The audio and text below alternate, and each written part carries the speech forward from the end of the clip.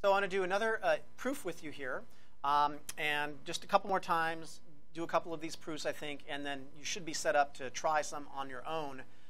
Again, what I'll just tell you is that this problem here is inspired by one of the problems from 6.6, but I've adjusted it a little bit to make it a little bit smoother, I guess we'll say.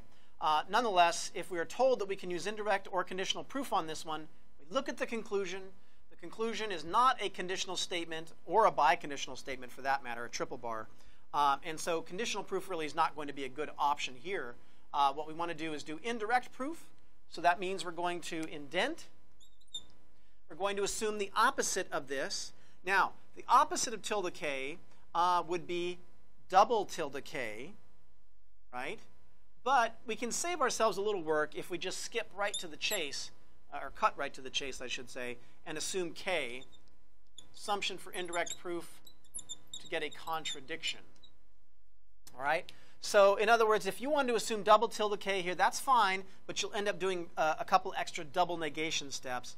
By assuming k here, right, we know that when we get our contradiction down here somewhere, we'll be able to add a tilde to it, which will actually bring us directly to our conclusion. So we can keep that in mind. All right, once we assume k, we want to see if we can use it with our premises up here. And I'm hoping we notice here in number 1, we've got a k wedge L. And we've seen this before, where when we have a letter attached to another letter with a wedge, what we cannot do, of course, is pull out the wedge L from number 1. That's stuck in there. But what we can do instead is add in the wedge L here to our k, giving us P horseshoe Q and P again. So that's the setup for modus ponens, right?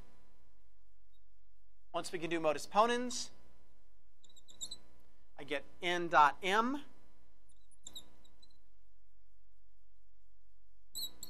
Modus ponens 1 and 4 there, N dot M. So what are we going to do? Well, we're not going to worry about a contradiction yet until we can use all of our premises. We haven't used premise 2, obviously, right? So we've used 1, 3, and 4. Haven't used premise 2. Premise 2 does not have an M in it, but it does have an N in it. And so it seems like we might want to simplify or get the N there by itself.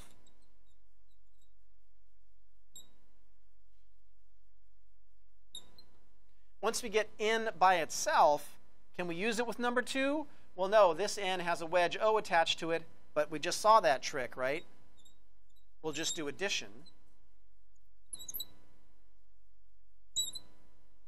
Addition to 6 to get us N wedge O. Now looking at 2 and 7, that's the setup for modus ponens once again. And so modus ponens would give us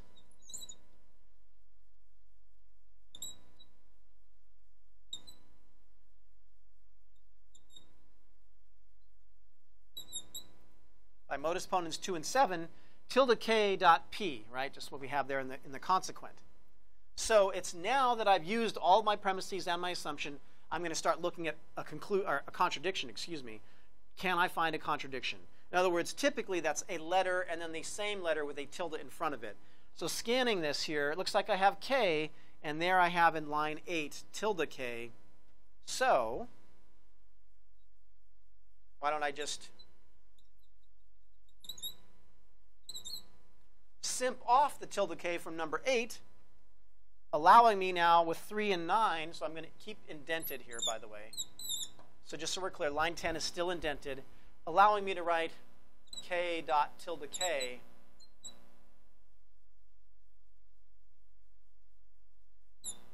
conjunction of 3 and 9.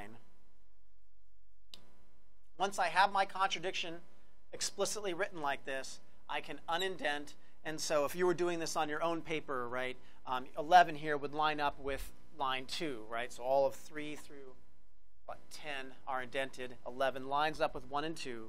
And so we've got our contradiction. This is the easy part. We simply write down our assumption and put a tilde in front of it. And that's indirect proof, lines 3 through 10.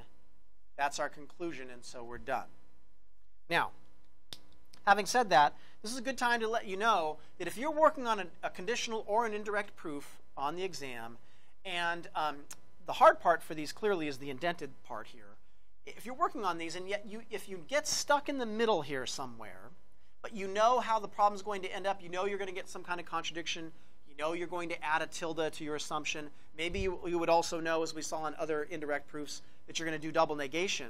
If you know how it's going to end up, in other words, but you get stuck in the middle, I want to strongly encourage you to write down these end steps, even if you get stuck in the middle. It might only be that you're missing a step or two in here, don't quite see it for some reason, and so you'll get more credit by showing me that you know how the problem would end up, even if you can't quite get there in terms of doing these steps in the middle here.